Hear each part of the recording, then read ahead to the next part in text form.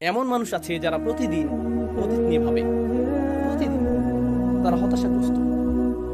আমি জানি না কেন আমার সাথে এটা ঘটলো বা সেটা ঘটলো। তারা আজ এই কথা বলছে, আগামীকাল এই কথা বলবে, তার পরের দিন, দিনের পর দিন তারা একই কথা বলবে। 10 বছর চলে যায়, তারা অতীতের কথাই বলতে থাকে।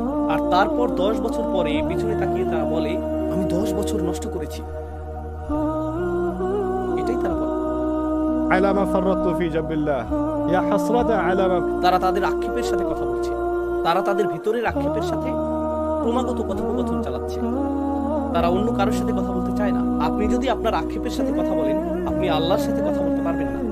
আপনাকে বেছে নিতে হবে আপনি কার সাথে কথোপকথন করতে চান। কথোপকথনের জন্য আল্লাহ আপনাকে বেছে নিতে চান, আর আপনি কথোপকথনের জন্য নিজের আক্ষেপকে বেছে নিচ্ছেন। থামুন।